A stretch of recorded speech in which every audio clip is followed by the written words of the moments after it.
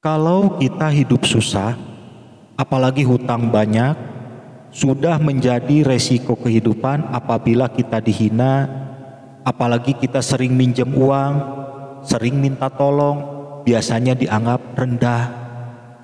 Walaupun tidak semua, tapi kebanyakan seperti itu.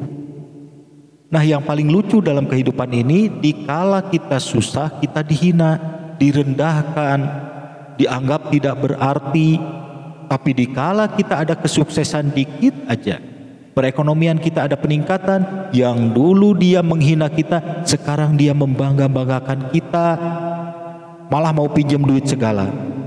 Dan anehnya, dia lupa dulu pernah menghina kita, bahkan tidak malu pinjam uang ke kita.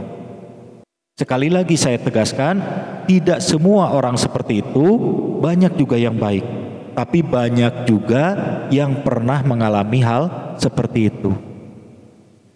Nah, apabila kita mengalami hal seperti itu, satu kuncinya yaitu memohon pertolongan Allah. Cuma itu yang bisa kita lakukan.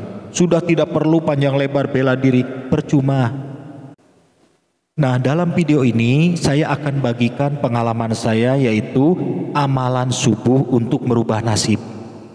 Dengan amalan ini insya Allah kita bisa sukses melebihi orang yang menghina kita. Tapi syaratnya kita tidak boleh mendoakan jelek kepada orang lain, tidak boleh dendam, dan kita fokus saja berdoa untuk kesuksesan kita.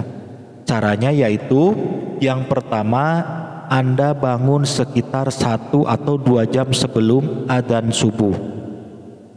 Yang kedua, sambil menunggu adzan subuh, silahkan Anda melaksanakan amalan-amalan bebas seperti sholat taubat, sholat hajat, sholat tahajud, dan lain-lain, silahkan. Dan itu dilakukan di rumah saja boleh. Nah, setelah beres, kalau masih ada waktu sebelum terdengar adzan subuh, silahkan Anda berdoa memohon kepada Allah.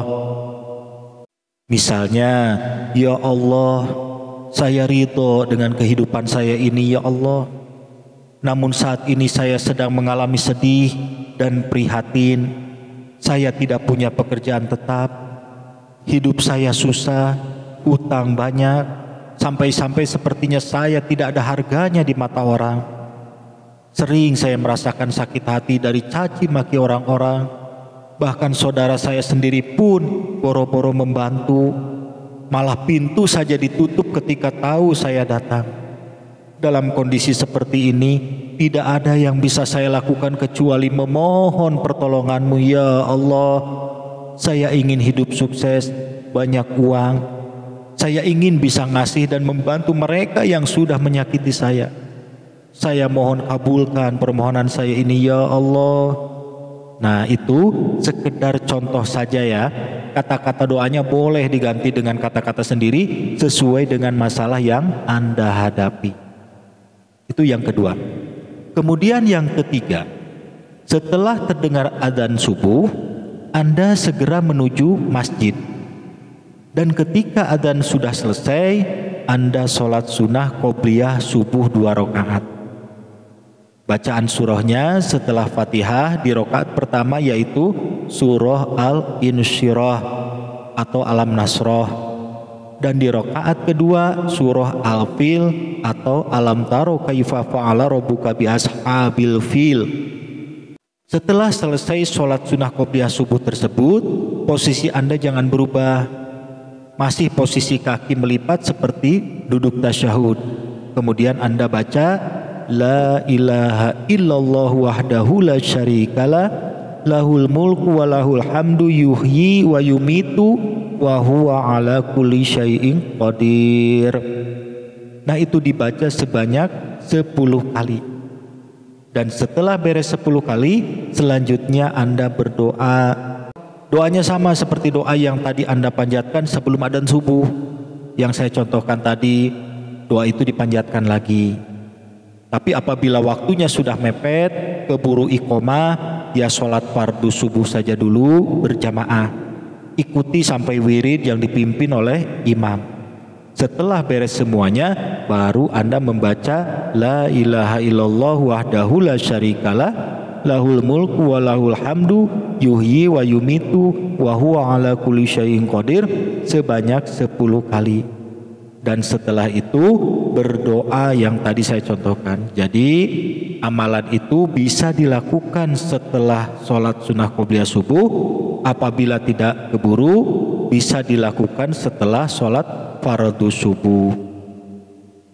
Nah, dalam doa yang kita panjatkan, silahkan Anda sampaikan kepada Allah unek-unek atau keinginan apa, silahkan.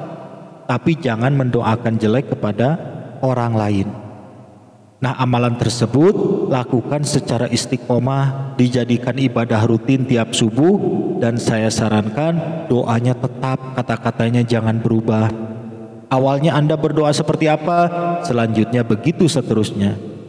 Seandainya kita punya hajat lainnya selain itu, selesaikan dulu doa yang rutin kita, setelah itu ditambah dengan hajat lainnya, gitu ya. Nah, setelah kita menjalankan amalan tersebut, kita bekerja seperti biasa, jalani kehidupan ini seperti biasa. Yang kerja ya kerja, yang dagang ya dagang, dan lain-lain, silahkan.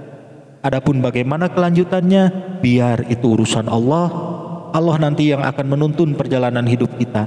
Dan endingnya, insya Allah apa yang kita inginkan akan terwujud. Saya sudah mengalaminya. Tanpa disadari, apa yang saya inginkan tercapai persis seperti keinginan saya dalam doa saya. Nah, demikian ya. Semoga video ini bermanfaat.